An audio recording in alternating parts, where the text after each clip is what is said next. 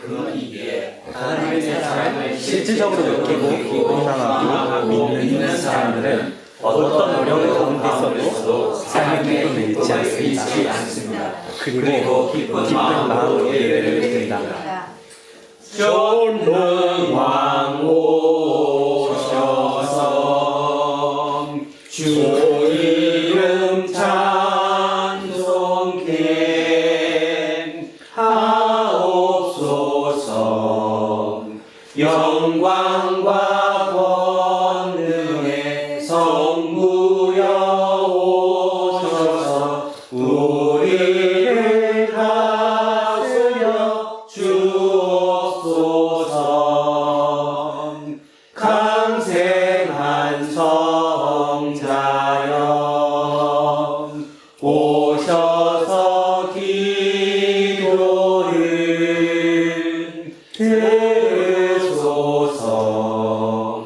택하신 백성들 복 내려 주시고 거룩한 마음을 주옵소서.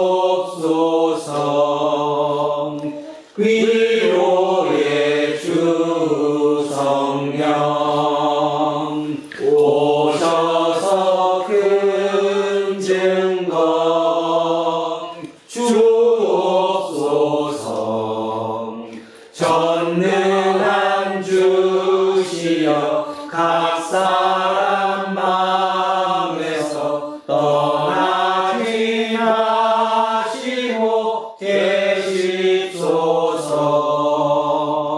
성삼위일체께 한없는 찬송을 드립니다. 존귀한 주님을 영광 중 배우고 영원히 모시게 하옵소서. 아멘.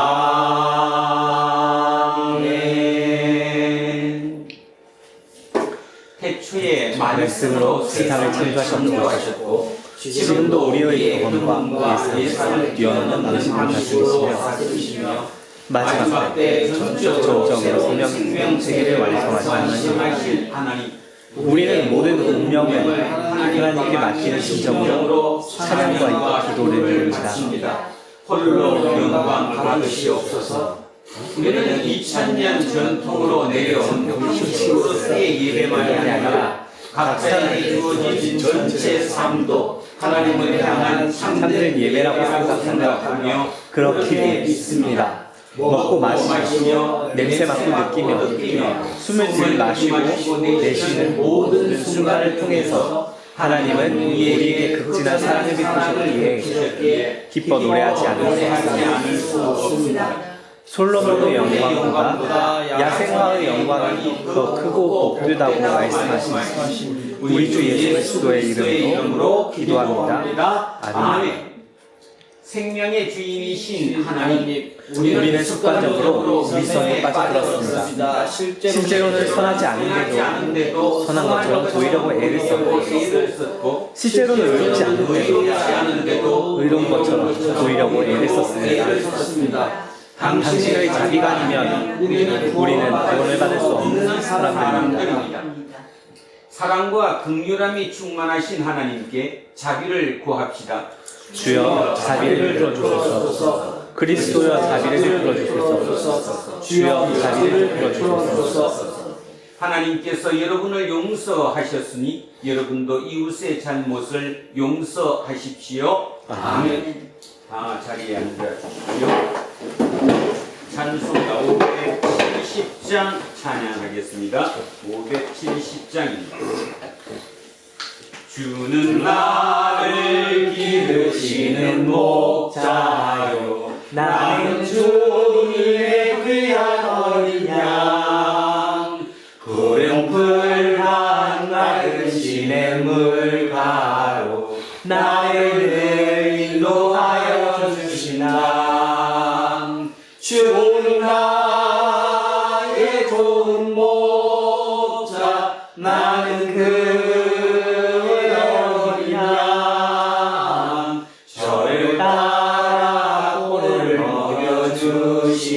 주시니 내게 부족함 전혀 없어라.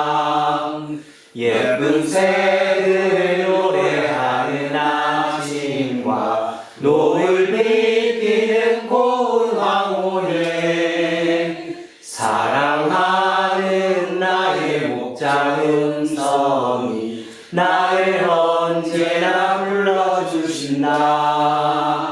주는 나의 좋은 목자 나는 그의 어린 양 저를 따라 꼴을 먹여주시니 내게 부족한 전혀 없어라. 못된 짐승 나를 해치 못하고 거친 비바람 삼지 못하리. 나의 주님 강한 손을 펼치사 나를 주야로 지켜주신다. 주는 나의 좋은 목자 나는 그의 어린 양 저를 따라 꼴을 먹여주시니 내게 부족함 전혀 없어라.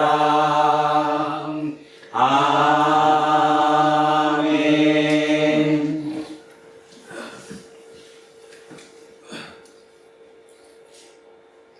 우리의 영혼을 소생시키고 우리의 삶을 주관하시는 주 하나님, 지난 한 주간도 주님의 은혜 가운데 저희를 안전하게 지켜주심에 감사드리오며 오늘 성도 한자리에 모여서 주님께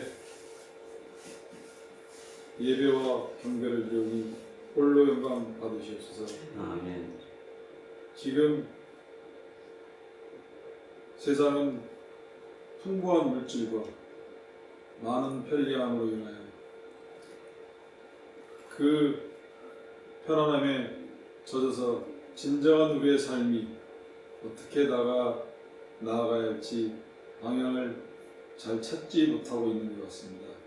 오로지 그 편리함과 풍부함보다는 다소 불편하고 아쉽더라도 진정한 주님의 말씀을 본받아서 그 기준으로 우리가 이 땅의 삶을 살아가는 동력으로서 우리의 영혼을 소생시키고 우리의 삶이 진정으로 부활될 수 있도록 우리의 영혼을 깨우쳐 주시옵소서. 한 달 후에 우리 대한민국의 새로운 지도자를 선출합니다. 부디 현명한 국민들의 선택으로 올바른 지도자가 뽑혀서 다시 한번 대한민국이 세계를 리더하고 나갈 수 있는 그런 지도자로 뽑을 수 있는 국민들에게 그러한 영안을 부디 깨우쳐 주시고 갈라진 어떤 이념보다는 오로지 저희가 나갈 진정한 삶의 방향이 어떤 부분이 우리 국가를 위하는 삶이고 우리의 후손들을 위하는 삶이 나가야 할지 그 위정자를 통하여 한 번 더 우리나라가 나아갈 수 있는 큰 방향을 제시하는 그런 계기가 되었으면 합니다. 우리 불안노 교회 식구들이 세속적인 삶의 기준보다는 오로지 주님의 말씀을 본받아서 그 주님 말씀 안에 그 삶이 조금은 힘들고 어렵더라도 이 땅에 남은 자로서의 역할을 충실히 수행할 수 있도록 늘 주님과 동행하는 삶으로 저희를 이끌어 주시옵소서. 오늘도 단위에 세우신 목사님 영육간의 강건함을 허락하시고 그의 입술을 통하여 선포되는 모든 한마디 한마디가 우리들에게 마음 깊이 가로새기어 오로지 우리가 주님과 함께 동행 살며 타인에게 본이 되는 그런 성도로서 살아갈 수 있는 진정한 이 땅의 일꾼이 되도록 그 말씀을 깨우쳐 본받게 하옵소서. 오늘 예배에 참석하지 못한 모든 이들에게도 은혜와 축복을 내려주시고 보이지 않는 곳에서 헌신하고 계신 여러 성도님들에게도 또한 주님의 축복을 내려주시오며 이 모든 말씀을 우리를 대신하여 십자가에 못 박혀 돌아가신 예수 그리스도의 이름으로 기도드리옵나이다. 아멘. 인사하겠습니다. 조금 수원해보고 삽시다. 하나님 사랑합니다. 하나님 사랑합니다. 이문수님을 사랑합니다. 이문수님을 사랑합니다. 김재우님을 사랑합니다. 김재우님을 사랑합니다. 이영웅님을 사랑합니다. 이영웅님을 사랑합니다. 이으뜸님을 사랑합니다. 이으뜸님을 사랑합니다. 이영미님을 사랑합니다. 이영민님을 사랑합니다. 이양승님을 사랑합니다. 이양승님을 사랑합니다. 윤정숙님을 사랑합니다. 윤정수님을 사랑합니다. 이연승님을 사랑합니다. 이연선님을 사랑합니다. 이동영님을 사랑합니다. 이동영님을 사랑합니다. 이정근님을 사랑합니다. 이정근님을 사랑합니다. 김재세님을 사랑합니다. 김재생님을 사랑합니다. 목사님을 사랑합니다. 목사님을 사랑합니다. 우리 이현민님을 사랑합니다. 우리 김종인님을 사랑합니다. 자, 함께하지 못한 우리의 모든 성도님들을 사랑합니다. 기도하겠습니다. 우리에게 생명의 말씀을 주신 하나님, 지금 우리는 그 말씀에 귀를 기울이려고 합니다. 세계 교회들에게 따라 주어진 오늘의 말씀을 읽고 선포되는 말씀을 듣는 가운데 악한 영이 틈타지 않도록 거룩한 영으로 우리를 지켜주십시오. 예수 그리스도의 이름으로 기도합니다. 아멘. 첫째 말씀 사도행전 9장으로 갑니다. 신약성서 201쪽입니다. 신약성서 201쪽 사도행전 9장 1절에서 20절까지 말씀입니다.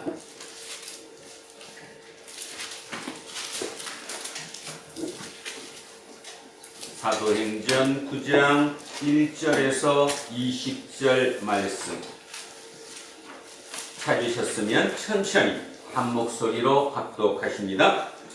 사울이 주의 제자들에 대하여 여전히 해역과 살기가 명령하여 대제사장에게 가서 다메섹으로 회당에 가져갈 공문을 청하니 이는 만일 그 도를 따르는 사람을 만나면 남녀를 막론하고 결박하여 예루살렘으로 잡아오려 함이라.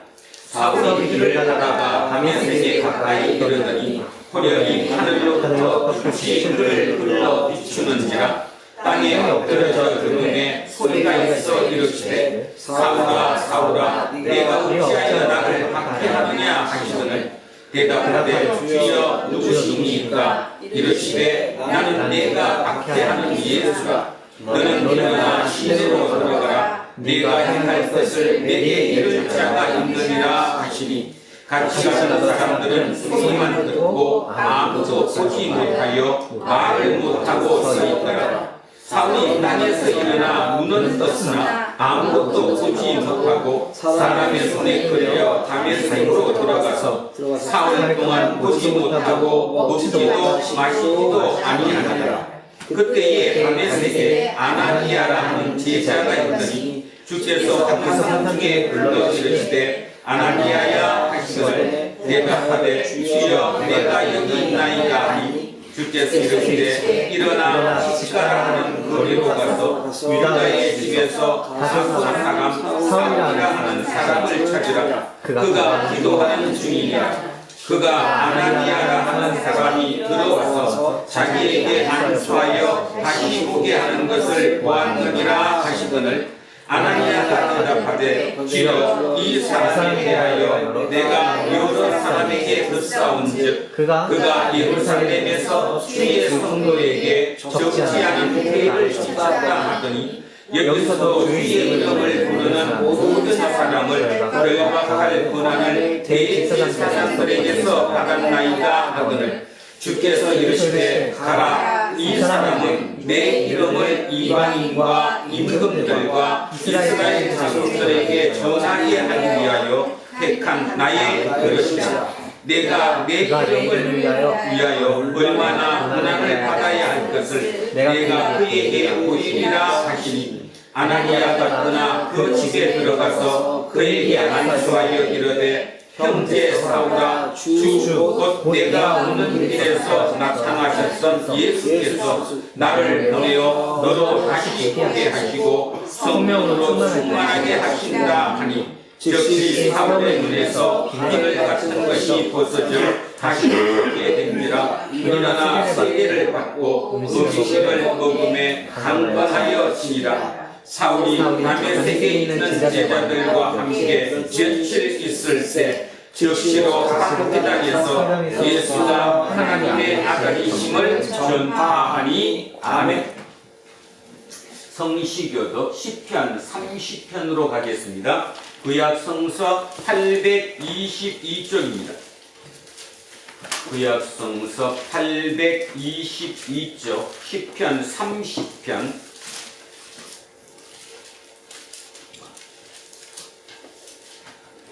1절에서 12절 처음부터 끝까지 같이 합독하십니다. 자, 시편 30편 말씀입니다. 시작하겠습니다. 여호와여 내가 주의 뜻을 높일 것은 주께서 나를 끌어내사 내 원수로 하여금 나로 말미암아 기뻐하지 못하게 하심이니이다. 여호와 내 하나님이여 내가 주께 부르짖음에 나를 고치셨나이다. 여호와여 주께서 내 영혼을 소울에서 끌어내어 나를 살리사 무덤으로 내려가지 아니하게 하셨나이다. 주의 성도들아 여호와를 찬송하며 그의 거룩함을 기억하며 감사하라. 그의 음영은 잠깐이요 그의 은총은 평생이로다. 저녁에는 구름이 깃들일지라도 아침에는 기쁨이 오리로다. 내가 형통할 때에 말하기를 영원히 흔들리지 아니하리라 하였도다. 여호와여 주의 은혜로 나를 산같이 굳게 세우셨더니 주의 얼굴을 가리심에 내가 근심하였나이다. 여호와여 내가 주께 부르짖고 여호와께 간구하기를 내가 내려갈 때에 나의 피가 무슨 유익이 있으리요. 진토가 어떻게 주를 찬송하며 주의 진리를 선포하리이까. 여호와여 들으시고 내게 은혜를 베푸소서. 여호와여 나를 돕는 자가 되소서 하였나이다. 주께서 나의 슬픔이 변하여 내게 춤이 되게 하시며 나의 베옷을 벗기고 기쁨으로 띄우셨나이다.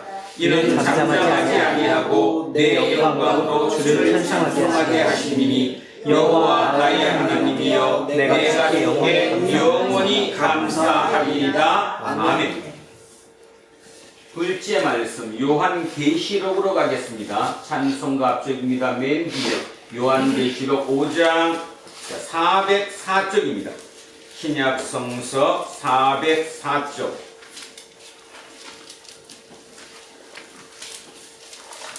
404쪽 요한계시록 5장 11절에서 14절 말씀입니다. 404쪽 요한계시록 5장 11절에서 14절 말씀 시작합니다. 내가 또 보고 들음에 보좌와 생물들과 장로들을 둘러싼 많은 천사의 음성이 있으니 그 수가 만만이요 천천이라. 큰 음성으로 이르되 주님을 당하신 전량은 능력과 부와 지혜와 힘과 존귀와 영광과 찬송을 받으시기에 합당하도다 하더라.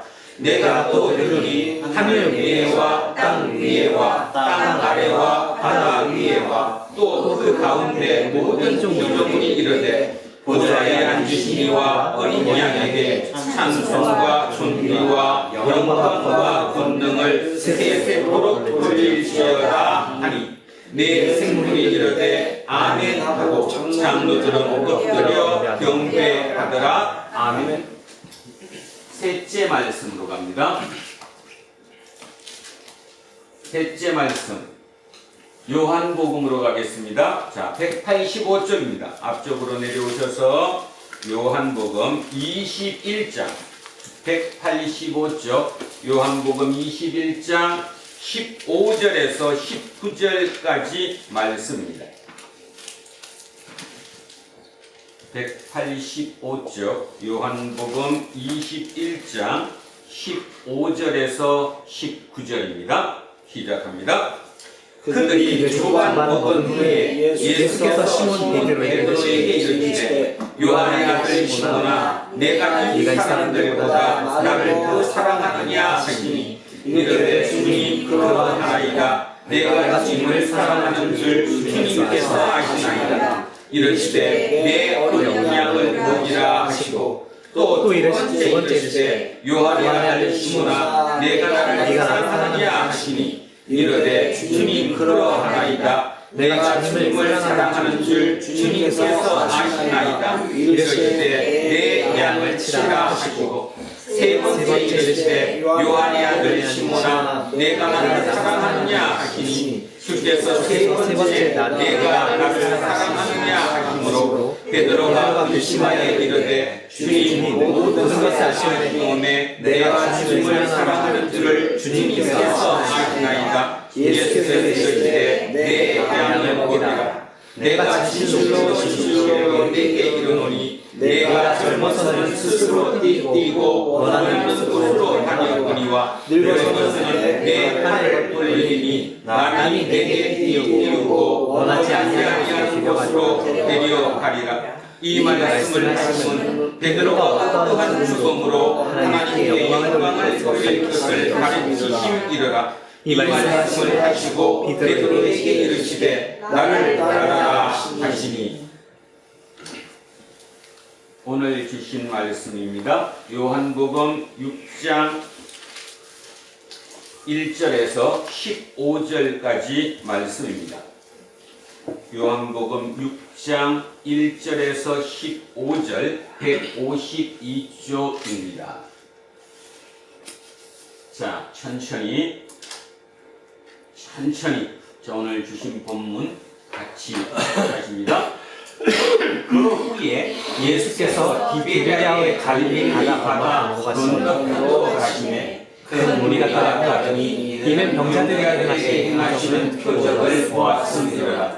예수께서 산에 올라오사 제자들과 함께 거기 앉으시니 마치 유대인의 명절인 유월절이 가까운지라. 예수께서 눈을 들어 큰 무리가 자기에게로 오는 것을 보시고 빌립에게 이르시되 우리가 어디서 떡을 사서 이 사람들의 너희를 먹이겠느냐 하시니 이렇게 말씀하시면 친히 어떻게 하실지 아시고 빌립을 시험하고 하시니라. 빌립이 대답하되 각 사람은 조금씩 같이 할지라도 200데나리온이 부족하리이다. 제자들은 곧 시몬 베드로의 형제 안드레가 예수께 여짜오되 여기 한 아이가 있어 보리떡 6개와 물고기 2마리를 가지고 있나이다. 그러나 이것이 이 많은 사람이 얼마나 되겠사옵나이까. 예수께서 이르시되 이 사람들로 함께하라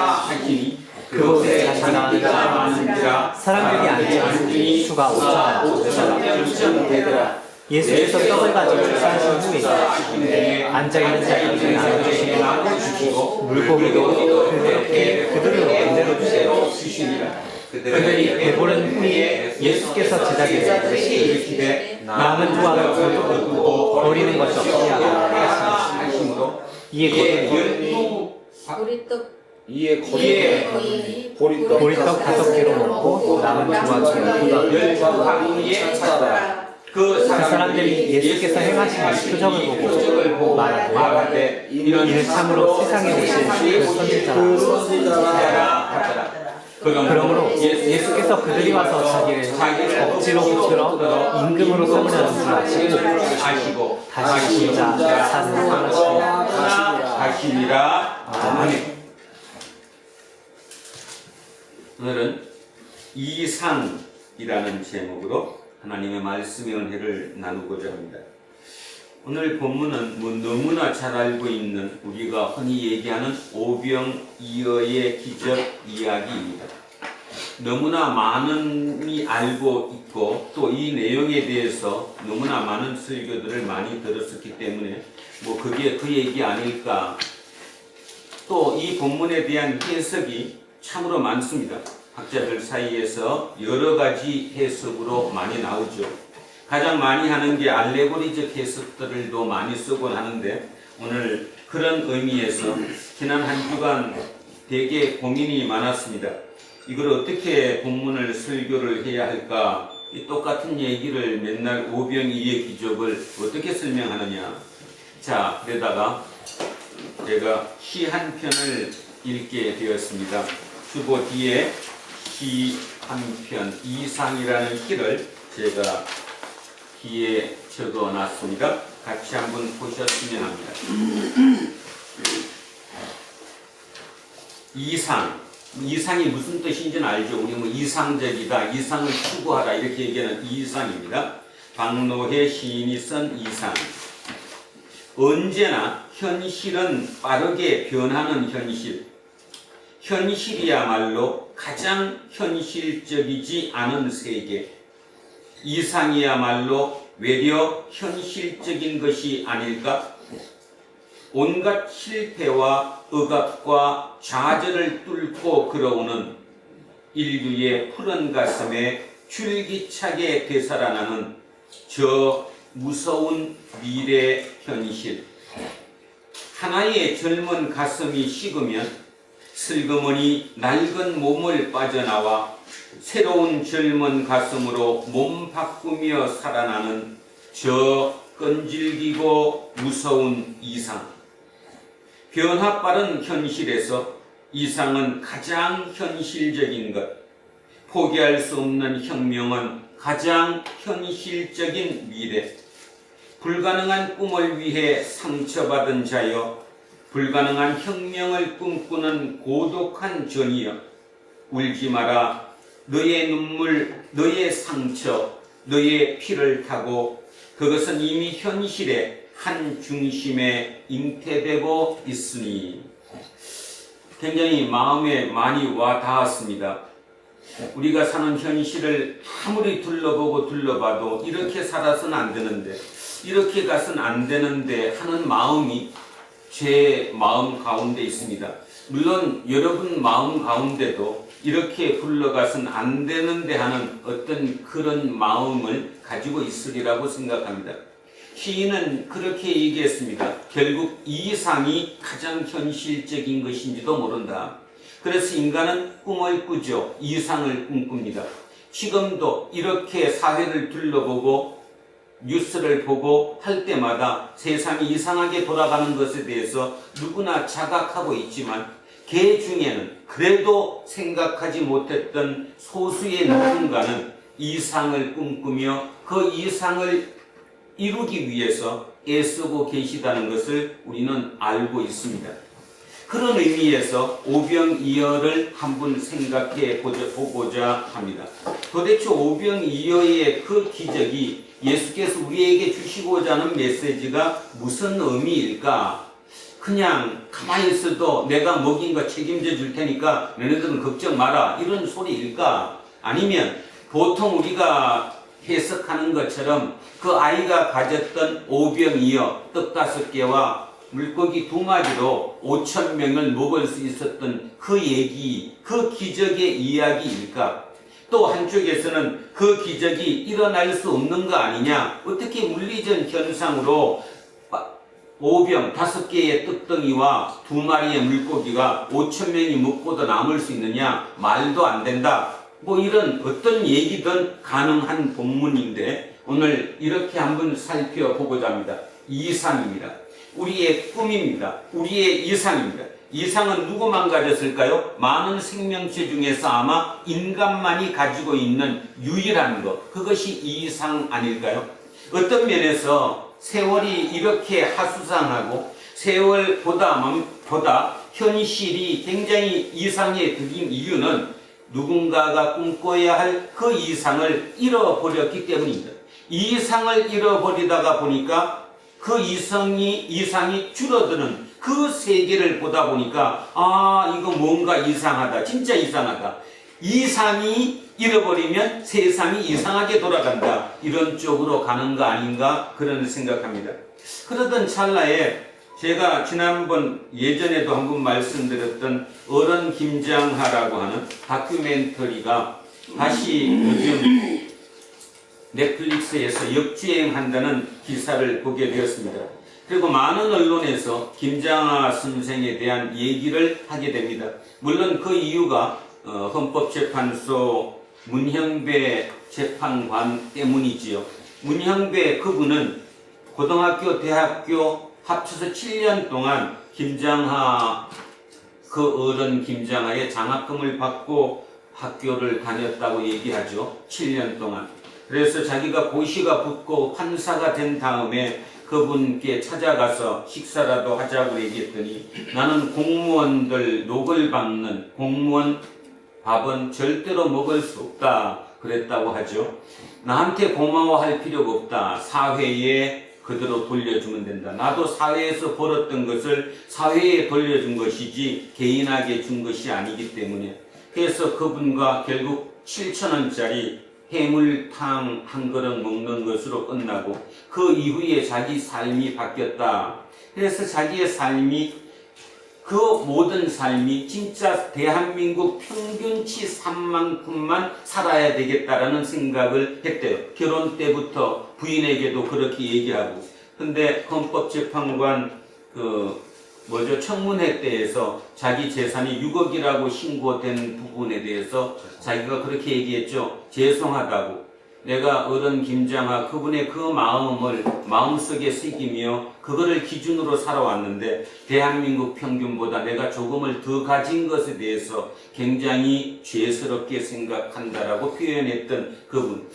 이런 얘기를 하면 이게 많은 언론에서 또 많은 사람들이 알게 모르게 그 얘기를 다시 한번 되새기는 이유가 결국은 무엇 때문일까요? 아직도 우리가 이상을 버리지 않았다는 이야기죠. 이상을 버려버렸으면 아예 이상을 포기해버리고 이상 자체가 우리 속에서 사라져버렸다면 그런 역주행 또 그런 얘기 들을 때마다 그냥 한마디로 그냥 치하고 끝나겠죠. 물론 지금도 그런 사람이 의외로 많다는 것은 알고 있지만 그럼에도 불구하고 누군가는 아직도 그 생각을 마음에 담고 싶어 하는 것을 보면 하나님께서 우리에게 주고자 하는 메시지가 뭐냐 하면 이상을 꿈꿔라. 그 이상을 가지고 있는 것이 결국 하나님의 자녀 아니냐 그렇게 생각했습니다. 그런 의미에서 오늘 본문을 먼저 한번 살펴보고자 합니다. 자, 1절에 이렇게 시작을 합니다. 그 후에 예수께서 디베랴의 갈릴리 바다 건너편으로 가시매 티베리우스라는 거죠. 자, 지난번에 말씀드렸듯이 티베랴는 갈릴리의 그러니까 이쪽 서쪽이 있습니다. 서쪽 그 갈릴리의 갈릴리 바다 그 건너편이면 북동쪽인데 거기는 어딘가 하면 벳세다입니다. 벳세다. 자, 그 벳세다로 건너가고자 하시매 하여튼 이렇게 생각하시면 돼요. 고구마를 이렇게 위에가 크고 밑에가 작은 고구마 이런 형태가 이 갈릴리 지역인데 이쪽에서 이쪽으로 간다고 보시면 돼요. 그러면 어떻게 가요? 걸어서 간다면 이렇게 삥 둘러서 육지로 이렇게 가겠지만 배를 타고 간다면 이렇게 쭉 갈 수 있는 거죠. 자, 그래서 그 티베랴 갈릴리 바다 건너편으로 배를 타고 갔다는 거예요. 그런데 그 배를 타고 가는 그 예수님 일행보다 걸어서 여기를 이미 어디에 베세다에 와 있는 사람들이 더 많았다는 겁니다. 자, 이유가 뭐냐? 2절에 큰 무리가 따르니 이는 병자들에게 행하시는 표적을 보았음이리라. 자, 요즘도 그렇잖아요. 누가 기적적으로 사람을 고쳐준다더라, 어디 갔더니 병이 나았다더라. 자, 이런 소문을 듣고 큰 무리가 따랐다 이 얘기입니다. 3절에 예수께서 산에 오르사 제자들과 함께 거기 앉으시니 마침 유대인의 명절인 유월절이 가까운지라. 자, 3절과 5절 사이 4절에 유대인의 명절인 유월절이 가깝다는 표현을 썼습니다. 여러분, 유대인의 남자들은 종이 아니라면, 통상적인 정상적인 유대인 남성이라면 유월절이면 어디 가야 되는데?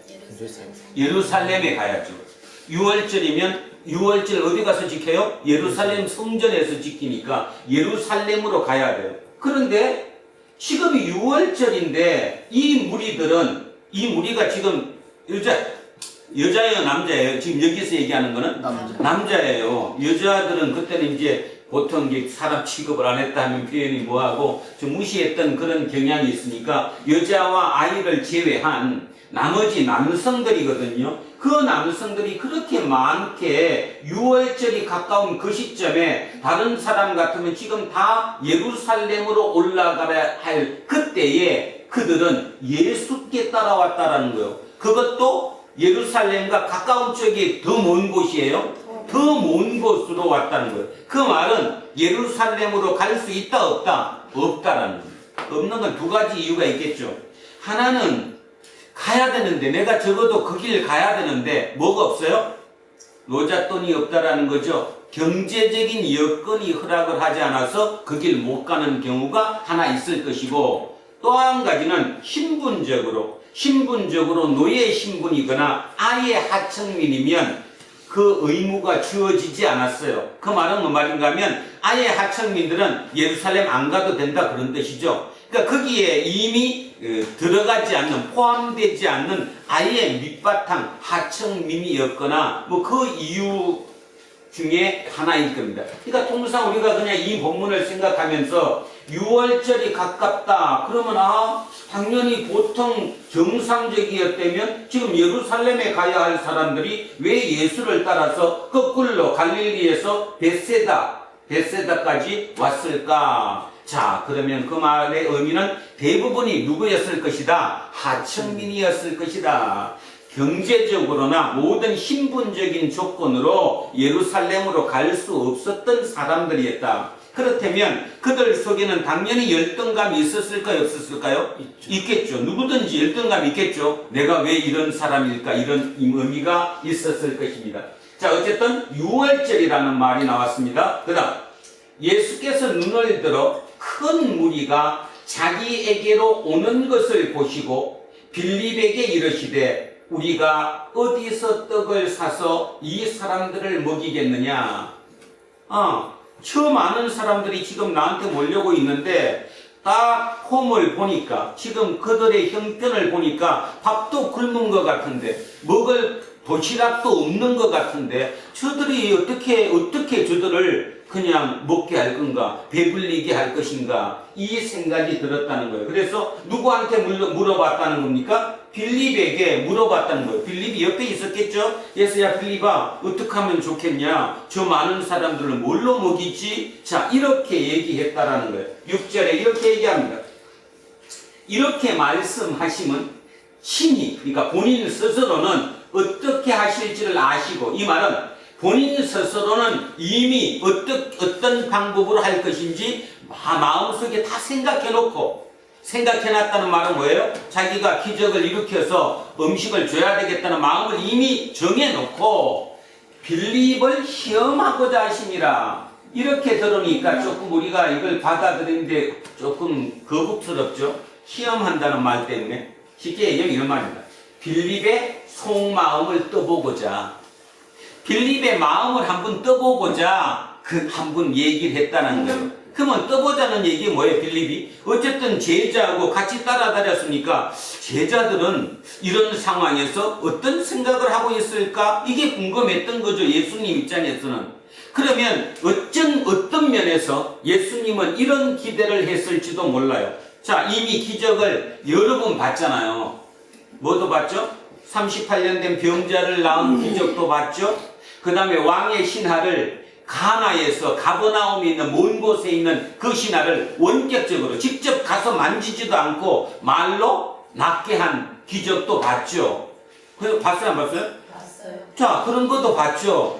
또 기적 하나 더 있었는데. 또 대담장 물로 이로의 대담장 물로 포도주를 물로 포도주를 만드는 기적도 봤죠. 자, 이런 기적들을 봤어요. 제자들이 같이 다녔어요. 그러면 이미 그거를 체험했던 제자들 입장에서는 뭐가 나와야 답이 되는 거예요? 아이고, 주님이 알아서 하시겠죠. 주님이 다 하실 수 있잖아요. 주님만 믿습니다.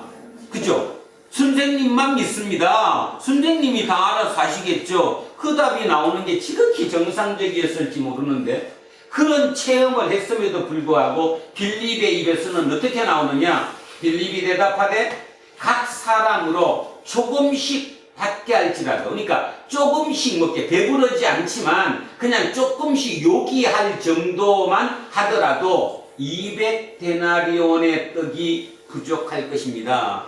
그 정도로 명수가 많았다는 거죠. 200데나리온, 그냥 지금으로 추측을 해보면 어느 정도죠? 한 데나리온이 하루치 일당이에요. 하루치 일당.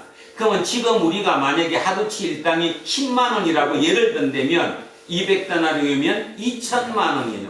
2천만 원어치 김밥을 사갖고도 저들을 배불리 먹일 수 있다 없다? 없다라는 거죠. 그냥 요기만 할 정도밖에 안 될 것이다. 이렇게 가장 인간적으로 생각해서 대답을 한 겁니다. 빌립이. 자, 예수님이. 그래서 예수님은 얘기도 안 했죠. 그냥 웃고 말았을 것입니다. 그런데 제자 중에 또 하나, 시몬 베드로의 동생, 시몬 베드로의 형제, 동생 안드레가 예수께 여짜오되, 여기 한 아이가 있어. 자, 중요합니다. 아이입니다. 아이. 한 아이가 있어. 보리떡 5개와 물고기 2마리를 가지고 있나이다. 아이가 자기 먹을 도시락이에요. 요즘이야 뭐 어디 여행을 가거나 다니면 길거리에 뭐 음식점도 있고 먹고 사 먹을 곳이 있으니까 관계없지만 예전에 2000년 전 그 시절에 어디 맨날 길가에 다 식당이나 음식점이나 뭐 사 먹을 때가 있었겠어요? 그러니까 당연히 사람들은 뭐를 싸갖고 다녀야 돼요? 도시락을 당연히 싸갖고 다녀야죠. 그러면 이 아이가 가지고 있는 도시락은 말 그대로 아이가 먹는 거예요. 그것도 무슨 떡? 자, 보리떡이라는 말의 의미는 뭐냐면 보리로 만들었다 그런 의미보다 하층민이 먹는 음식이다 이런 뜻입니다. 하층민이 먹는 음식. 그러니까 좀 보잘것없는 음식, 좀 거친 음식 이런 뜻이죠. 자, 그 보잘것없는 떡 5개. 그러니까 이거는 누가 먹으면 딱 맞는 거예요? 아이가 먹으면 딱 맞을 정도의 그냥 조그만 떡, 보잘것없는 떡. 자, 그거 5덩어리. 그 다음에 물고기 2마리. 이 물고기는 훈제죠.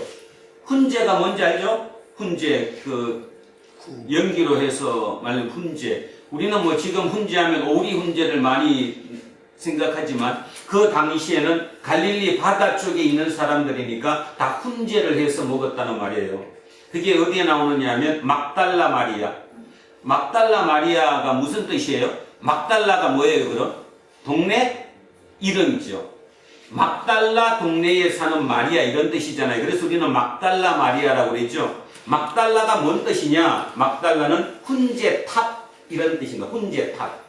훈제탑이라는 게 먼저 연기가 올라가는 그 탑 좀 이렇게 높이 되어 있는 그 훈제탑을 히브리 말로 막달라라고 그러거든요. 그러니까 그 말의 의미는 그 동네 자체는 그 대부분 무슨 산업이 발달했다는 거예요? 훈제 산업이. 그러니까 결국은 이 얘기는 물고기가 뭐라는 겁니까? 훈제. 조그맣게 그 연기에 훈제한 그 2마리. 그걸 가지고 있다라고 얘기합니다.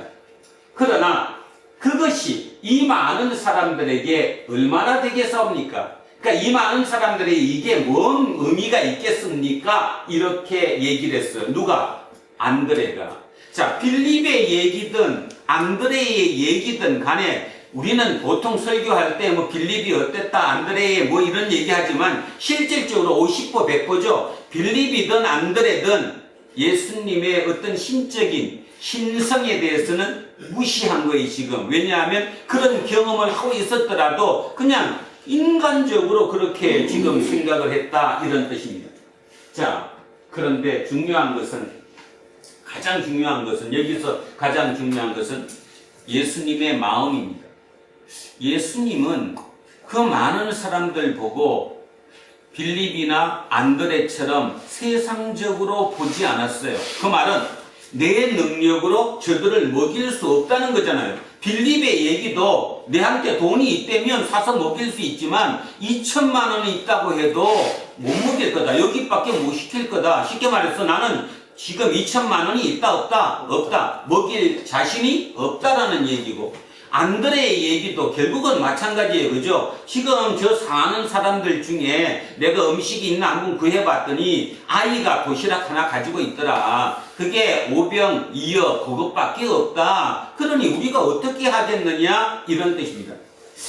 똑같은 본문이 마가복음에도 있죠. 유일하게 마가복음, 마태복음, 누가복음, 요한복음 4복음서에 다 있는 게 이 오병이어의 기적인데, 그 마가복음에는 뭐라고 나왔느냐 하면 예수님이 이렇게 얘기해요. 너희들이 먹을 것을 주라. 너희들이 먹을 것을 주라. 근데 너희들이 먹을 것을 줄 방법이 없는 거죠. 지금 빌립도 그렇고 안드레도 그렇고 나머지 제자 입장도 마찬가지. 내가 할 방법이 없는데 지금 우리의 얘기를 얘기하는 겁니다. 우리가 어떤 일이 닥쳤습니다. 자, 예수님이 지금 우리에게 주는 메시지 뭔가 하면, 진짜 네 마음속에 긍휼이 있느냐? 진짜 네 마음속에 저들을 공감할 수 있느냐? 저들은 지금 사회적으로 아주 약자이다. 비천한 자들이다. 지금 다른 사람 같으면 정상적이면 예루살렘 성전에 올라가는 그 시기에 그들은 거기도 갈 능력이 안 돼서 지금 나를 쫓아오고 있지 않느냐. 자, 저들을 긍휼히 본다면 어떻게든 저들을 먹일 수 있는 방법을 생각해 봐야지 않겠느냐, 이런 뜻이지요. 그런데 여기서도 중요한 건 이런 뜻입니다. 예수님은 창조주이십니다. 우리가 얘기하는 삼위일체 하나님이니까 창조주 하나님은 무에서 유를 만들 수도 있습니다. 그러니까 전혀 음식을 만들어서 먹이지 못할 분이 아니시라는 거예요. 충분히 만들 수 있죠. 그럼에도 불구하고 예수님은 음식 만드는 거, 본인이 직접 돌이 떡이 되게 하라는 그 말씀에 인정했어요, 안 했어요? 아니, 40일 금식 후에 시험을 받으실 때 돌을 뭘로 만들어라? 떡으로 만들어라고 얘기했는데 그들 말씀을 지켰어요, 안 지켰어요? 뭘로만 사는 게 아니라, 떡으로만 사는 게 아니라 하나님의 말씀으로 산다라고 얘기해서 했던 그분이에요. 그러니까 이 그분의 그 생각, 마인드를 우리는 따져야 되는 거죠. 자, 여기서도 지금 이렇게 보리떡 5개와 물고기 2마리를 가지고 있습니다. 이것밖에 없습니다. 우리는 할 방법이 없습니다. 그랬더니 아주 중요한 얘기가 나옵니다. 예수께서 이러시되 이 사람들로 앉게 하라 하시니, 요 앉게 하라, 성경책에 앉게 하라에 2번이라고 표시되어 있을 것입니다. 있죠? 앉게 하라에 2라고 옆에 조그맣게 나와 있지 않아요? 있죠? 자, 그러면 밑에 2 찾아보세요. 뭐라 나왔나? 헬이란 말은 헬라어다, 이런 뜻입니다. 헬. 기대어 눕게, 가로 열고, 유대인이 음식 먹을 때에 가지는 자세. 식문에서 앉게 하자는, 우리는 그냥 앉았다 이렇게 생각하지만 지금 저들이 느끼는 앉게 하는 건 뭐예요? 음식을 먹을 때 이 왼쪽으로 비스듬하게 이렇게 눕거든요. 이렇게 누워서 오른쪽으로 편하게 먹는, 이 음식 먹는 대형으로 앉게 했다라는 거예요.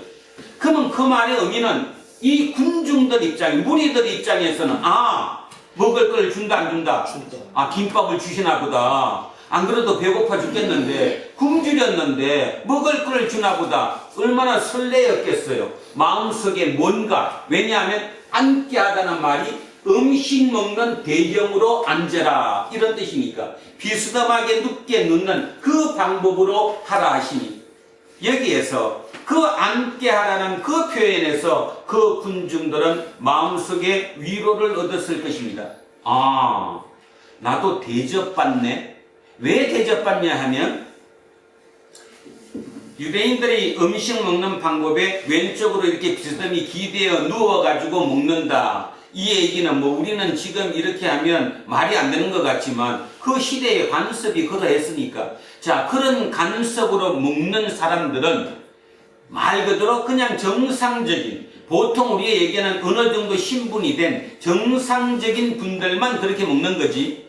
노예나 어린아이나 여자들은 눕고 못 먹어요. 그냥 서서 먹어야지. 여자들, 아이들, 노예들은 못한다고요? 그냥 서서 먹는 거예요. 그런데 지금 예수님께 갔던 그 사람들이 보편적으로 대부분이 어떤 지위를 가진 분이 아니라 하층민이었을 것이라고 우리는 지금 추측했어요. 6월절인데도 예루살렘도 못 갔으니까. 그렇다면 그들은 노예 신분이었거나 또 그 중에 여자들, 아이들까지 같이 있으니까 이들은 다 누워서 음식을 먹는 사람들이 아니라 평생 서서 먹었던 사람이에요. 그리고 당연히 그게 당연했어요. 우리 옛날로 따지면 며느리들 집에 같이 밥상 앉아서 못 먹고 부엌에서 따로 먹었던, 우리 옛날에도 그런 게 있었잖아요. 그죠? 그런 사람들이 지금 어떤 기분이 들었을까요?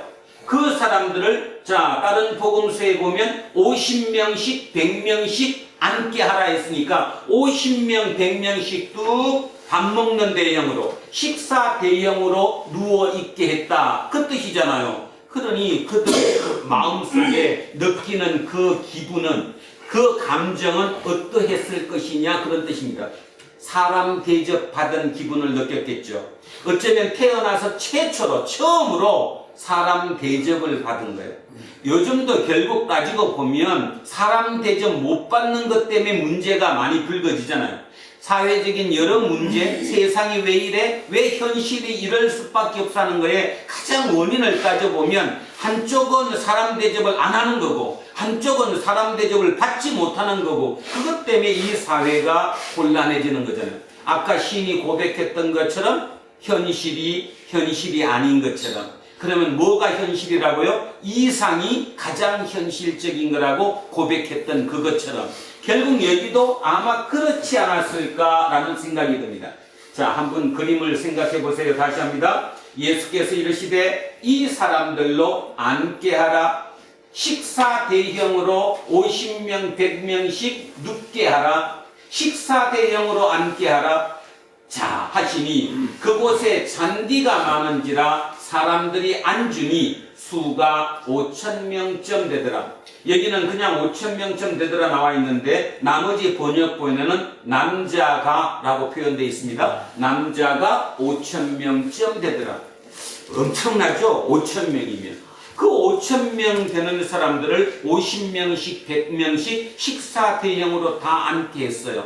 우리는 이 얘기를 그냥 들으면 그냥 뭐 주나보다, 김밥 주나보다, 그럼 줄 서서 받아 먹으면 되지, 뭐 그런 계산을 하지만 실제 이 본문 입장을 해석을 잘해보면 그 무리들이 느꼈을 감정은 참 대단했을 것이라고 저는 생각합니다.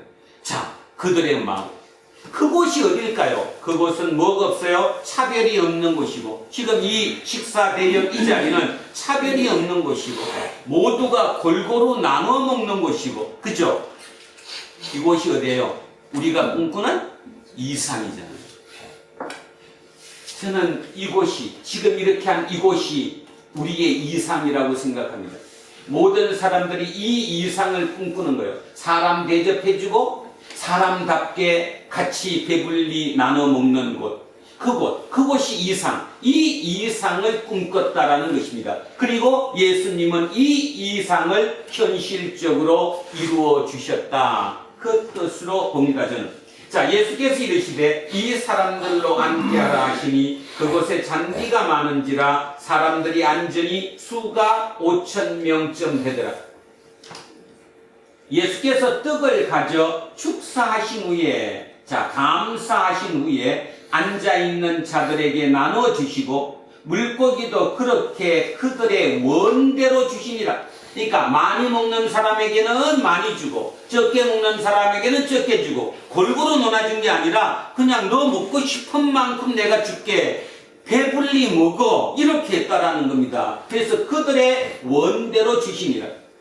그들이 배부른 후에 예수께서 제자들에게 이르시되 남은 조각을 거두고 버리는 것이 없게 하라 하심으로, 자, 남은 조각을 거두라는 겁니다. 버리는 것이 없게 하라는 것입니다. 자, 이 중에는 뭐가 포함됐을까요? 아마 어쩌면 지금까지 그렇게 배불리 먹어본 적이 어쩌면 최근에 없었을지도 몰라요.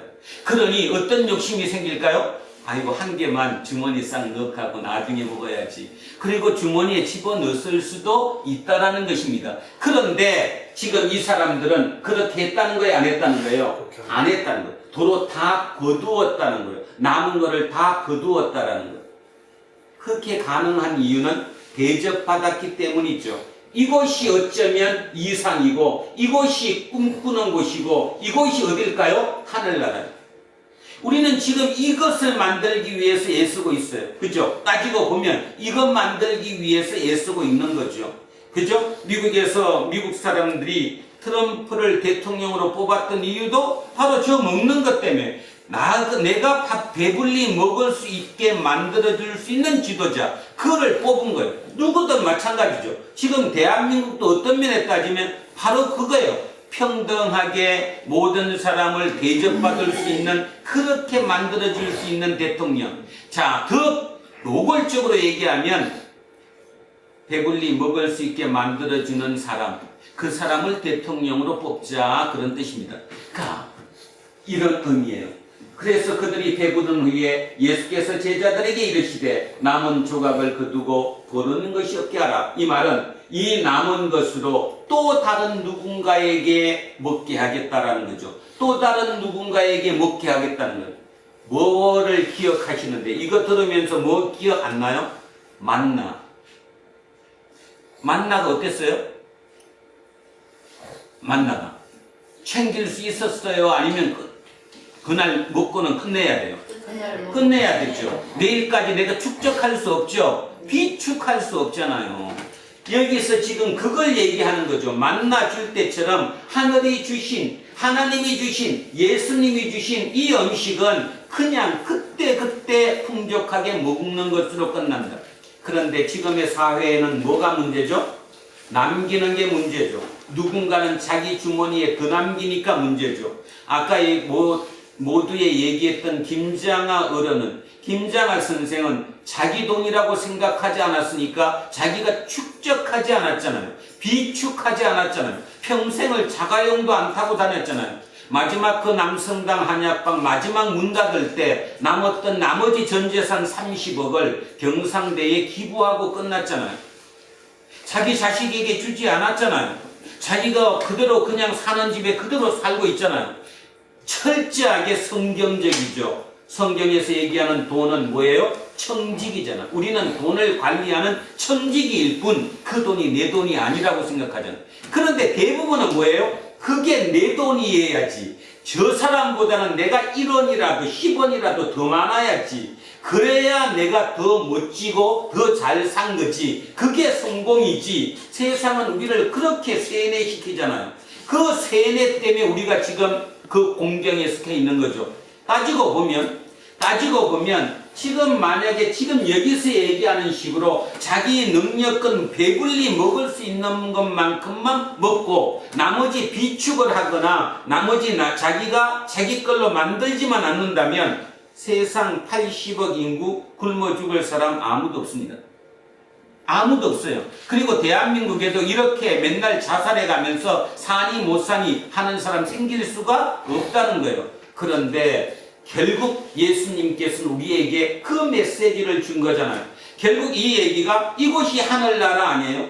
하늘나라, 하늘나라. 하늘나라에서는 음식 걱정 안 해요. 배불리 먹을 거 걱정할 필요 없어요. 그냥 하나님의 뜻과 그의 의를 내가 뭐 하기만 하면, 추구하기만 하면 된다고 마태복음 6장에 나와 있죠? 한번 다시 읽어보겠습니다. 마태복음 6장 31절부터 한번 읽어보죠. 마태복음 6장.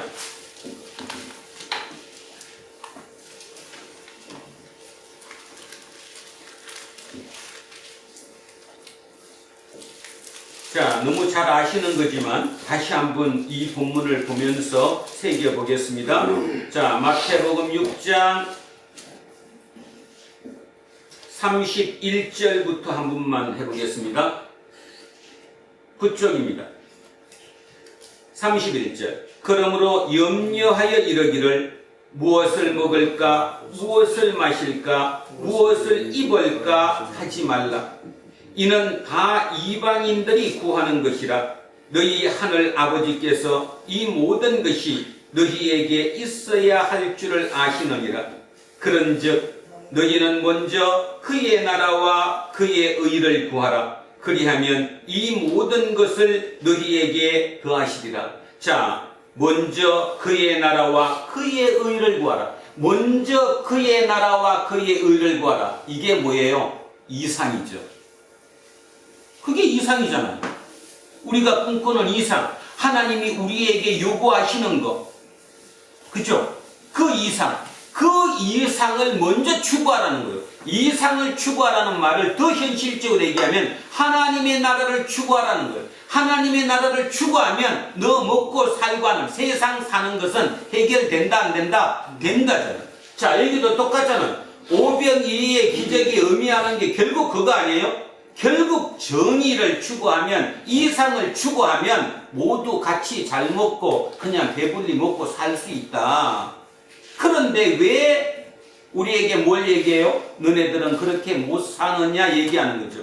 들리지 않을 것입니다. 여러분에게 이 얘기가 들리겠습니까? 왜냐하면 밖에 나가면 세상적인 얘기로 모두 우리를 유혹하기 때문이고, 세상의 시대정신이라고 부르는 그것이 우리를 휩싸이게 만들기 때문입니다. 그래서 우리는 믿음대로 살 방법이 없죠. 그러니까 자꾸 딴 얘기하는 거예요. 실제 얘기가 아니고 딴 얘기, 빌립의 믿음이 어떻다, 뭐 안드레의 믿음이 어떻다.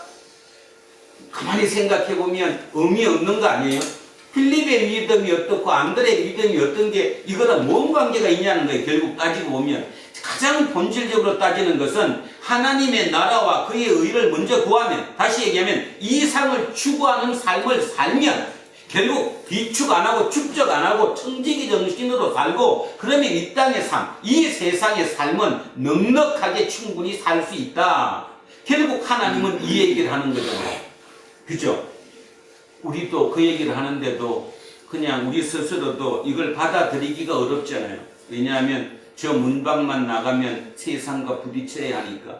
남들이 그렇게만 살아주면 나도 그렇게 살 수 있겠는데, 남들이 그렇게 살아주지 않으니 나만 그렇게 살면 나만 손해본다고 생각하고 나만 너무 힘들다고 생각하니까 우리조차도 그렇게 못 사는 것. 그러다 보니까 거꾸로 역으로 하는 거죠. 하나님께 힘을 구하는 겁니다. 주님 힘을 주십시오. 저 나쁜 놈들처럼 내가 더 많이 가져가지고 내가 그 일을 하겠습니다. 실은 그랬죠. 기독교, 대한민국의 교회들이 그랬습니다. 그래서 내가 가지면 진짜 오병이어의 기적처럼 골고루 같이 잘 살 수 있는 나라를 만들 수 있을 것이라고 생각했어요. 그래서 기독교인이 1000만 명이 넘고 1200만 명이 된다고 얘기했던 그런 시절까지 갔지만 어땠습니까?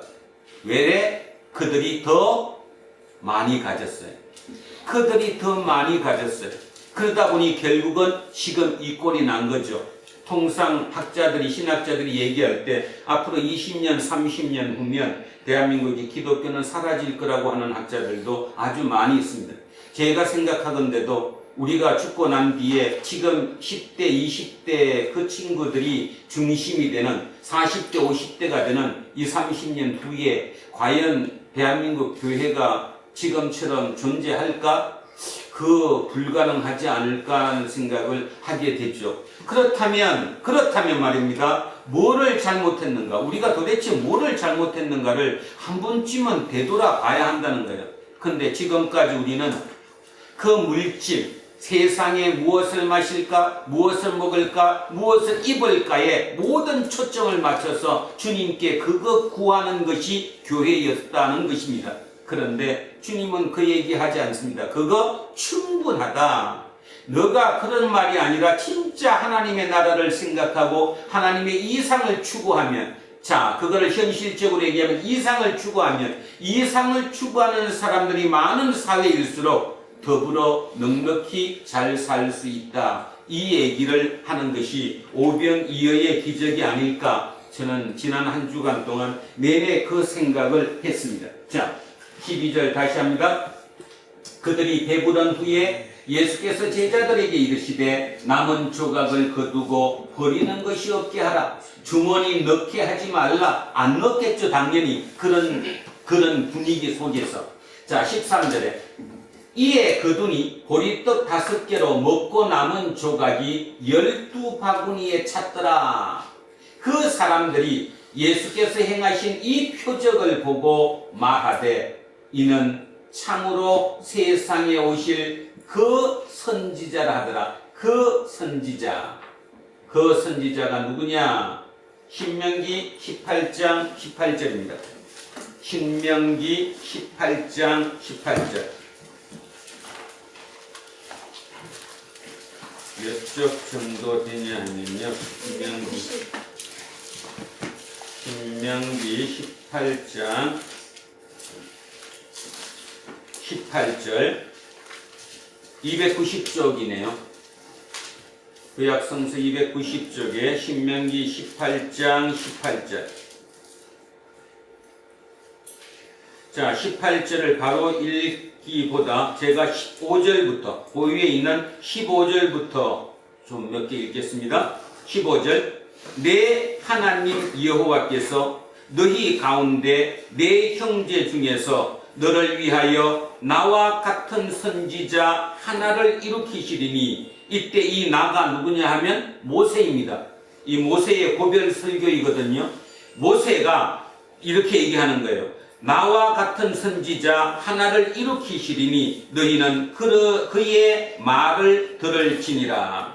그리고 18절에 가서 다시 얘기합니다. 내가가 모세입니다. 내가 그들의 형제 중에서 너와 같은 선지자, 이건 여기 18절에 내가는 여호와입니다.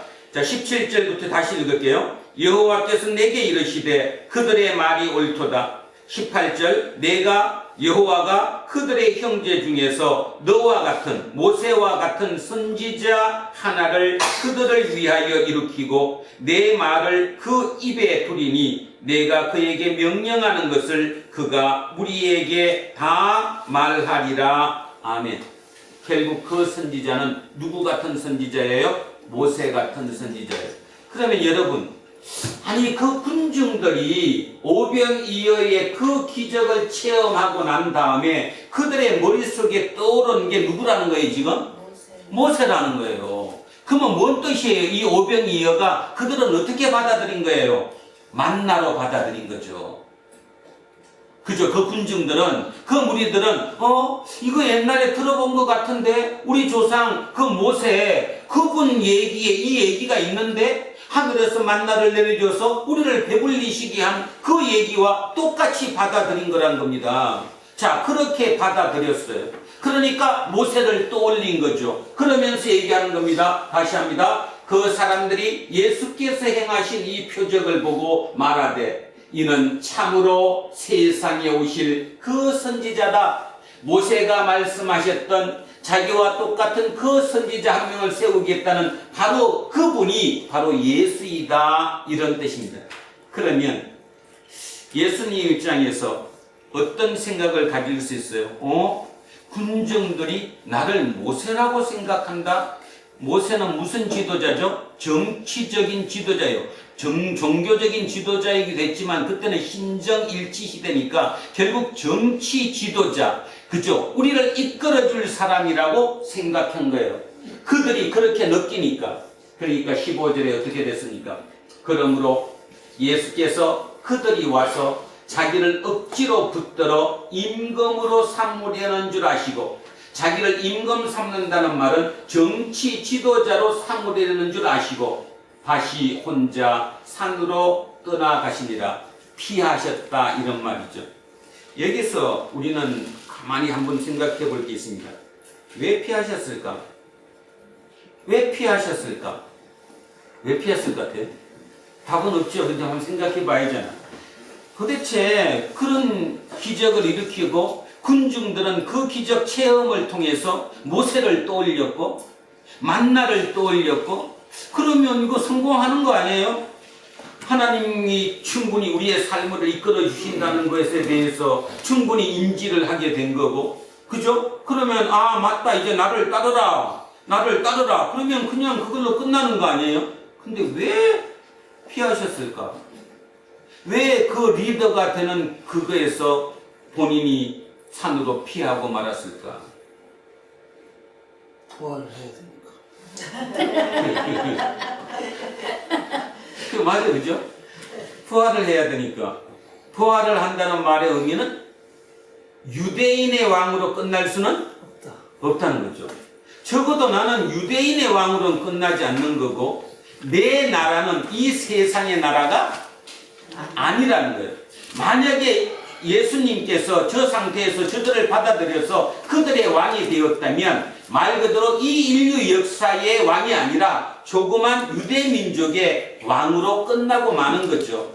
그런데 말 그대로 예수님은 그 모든 과정을 다 거쳐서 부활하심으로 인해서 모든 인류에, 아직도 이 땅에 태어나지 않은 미래의 인류에게까지 왕이 되는 거예요. 그러니까 지금 왕은 뭔 말이에요? 지금 왕은 예수님의 왕국은 이 땅의 눈으로 보이는 어떤 물리적인 왕국은 절대로 아니지만 누군가의 마음 속에 그 분에 대한 그 이상을 품고 그렇게 살아가는 사람들의 왕이에요.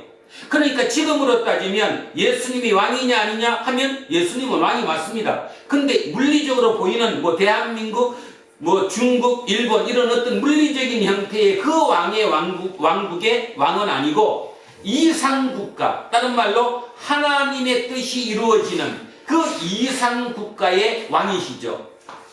지금도 누군가의 마음속의 왕이시죠. 제 마음속의 왕이시죠. 제가 그렇게 살면 진짜 오병이의 기적처럼 세상이 모든 꿈꾸는 그런 것을 내 힘으로 만들고 내가 그렇게 실천함으로 해서 살아가면 그것으로 그분은 왕이시죠.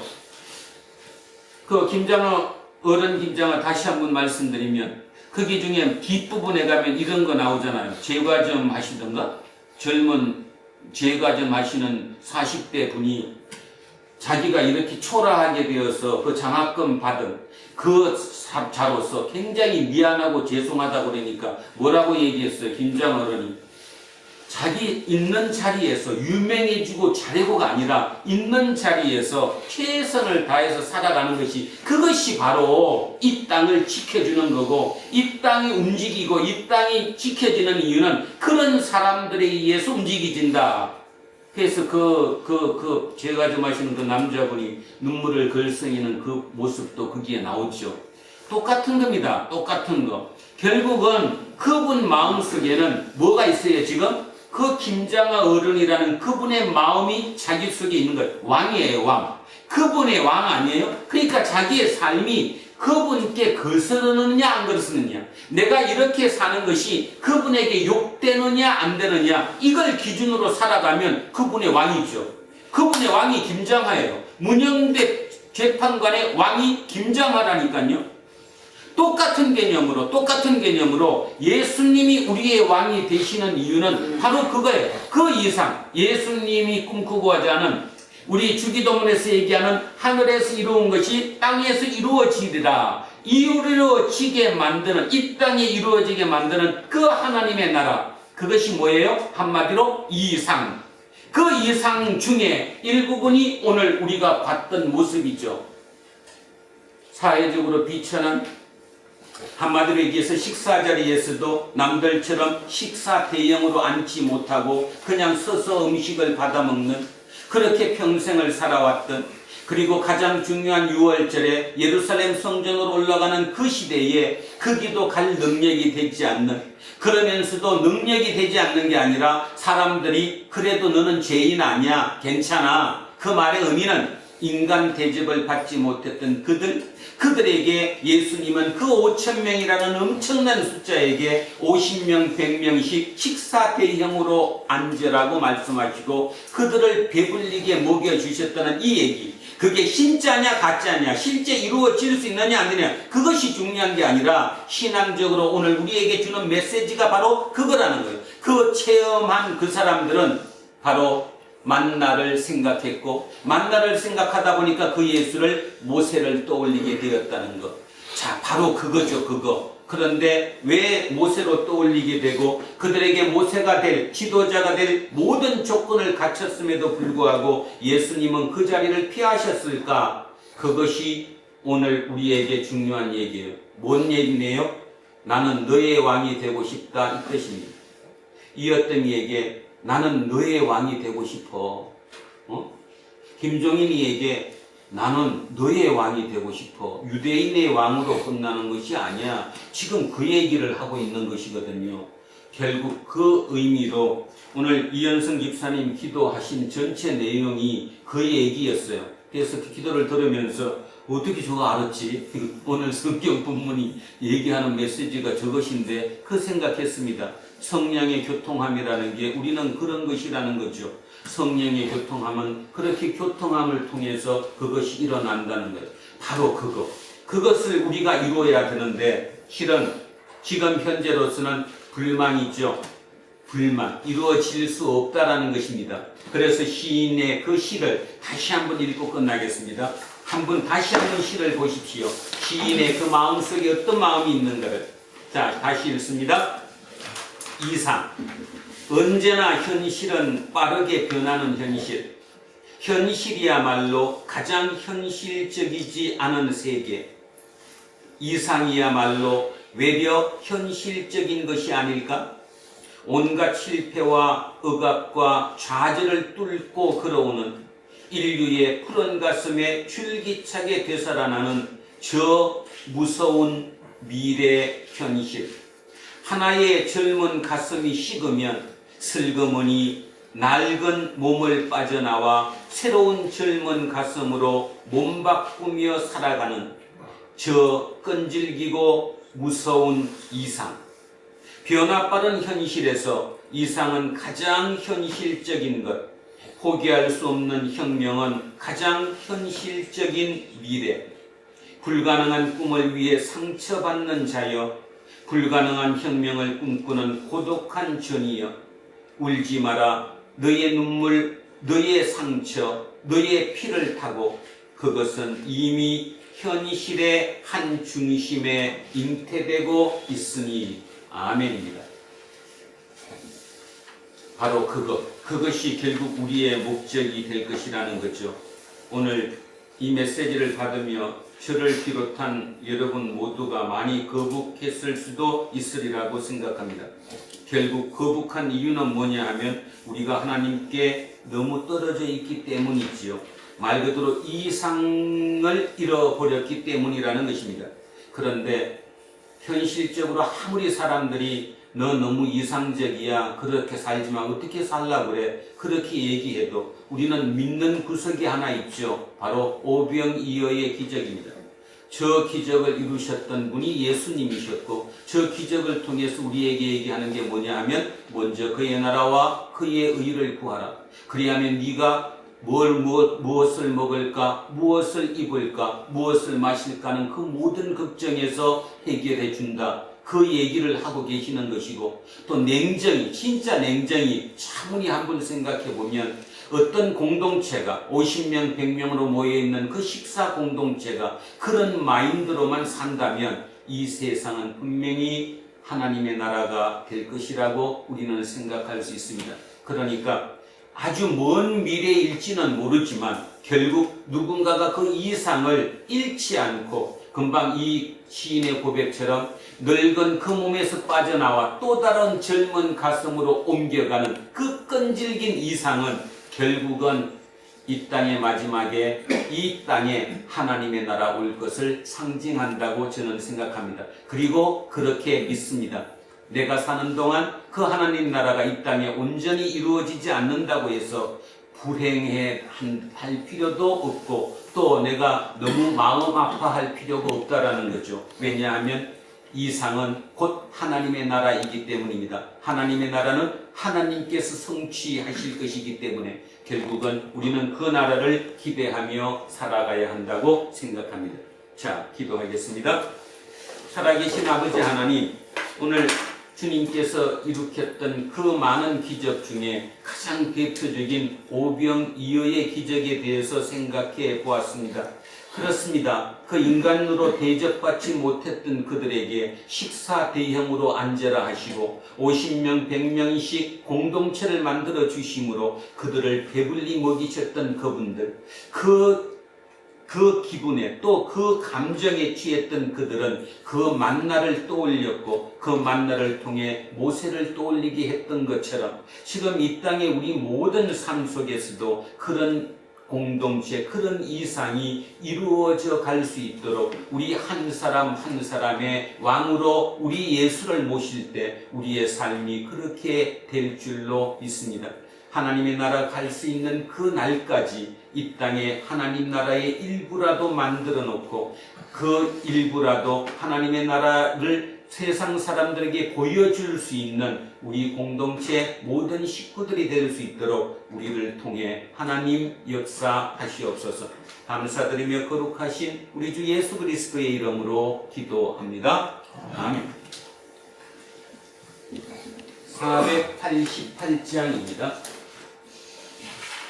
이 몸의 소망 무언가 우리 주 예수뿐이세. 우리 주 예수 밖에는 믿음이 아주 없도다. 주 나의 반석이시니 그 위에 내가 서리라. 그 위에 내가 서리라. 무섭게 바람 부는 밤 물결이 높이 설렐 때 우리 주 크신 은혜에 소망의 닻을 주리라. 주 나의 반석이시니 그 위에 내가 서리라. 그 위에 내가 서리라. 세상에 믿던 모든 것 끊어질 그날 되어도 구주의 언약 믿사와 내 소망 더욱 크리라. 주 나의 반석이시니 그 위에 내가 서리라. 그 위에 내가 서리라. 바라던 천국 올라가 하나님 앞에 배울 때 구주의 의를 힘입어 어여시 바로 서리라. 주 나의 반석이시니 그 위에 내가 서리라. 그 위에 내가 서리라. 자리에서 일어서시죠. 사도신경으로 신앙 고백 드리겠습니다. 나는 전능하신 아버지 하나님 천지의 창조주를 믿습니다. 나는 그 유일하신 아들 우리 주 예수 그리스도를 믿습니다. 그는 성령으로 되어 동정녀 마리아에게서 나시고 본디오 빌라도를 고난받아 십자가에 못 박혀 죽으시고 장사된 지 4일 만에 죽은 자 가운데서 다시 살아나셨으며 하늘에 오르셔 전능하신 아버지 하나님 우편이 양자 계시다가 거기로부터 살아있는 자와 죽은 자를 찾으셨습니다. 나는 성령을 믿으며 거룩한 공교회와 성도의 교제와 죄를 용서하는 것과 몸을 구할까요. 요새 있습니다. 아멘. 내게 있는 모든 것을 아낌없이 드리네. 사랑하고 의지하며 주만 따라 살리라. 주께 드리네. 주께 드리네. 사랑하는 구주 앞에 모두 드리네. 오늘도 이 예물에 우리의 마음을 담습니다. 그렇습니다. 이 세상은 이상을 가진 자들에 의해 이 땅에 이어지고 있다는 사실을 우리는 굳게 믿습니다. 이 세상의 많은 생명체 중에 그 어느 것도 이상을 품고 살지 않지만 우리 인간만큼은 이상을 품고 삽니다. 어떤 면에서 그 이상이 바로 하나님의 나라 아니겠습니까? 그 이상을 품고 그 이상을 꿈꾸며 그 이상을 향해 이 땅의 삶을 이어가겠다는 그 다짐을 이 예물에 담아 하나님께 올려드리오니 하나님 기뻐 받아 주시옵소서.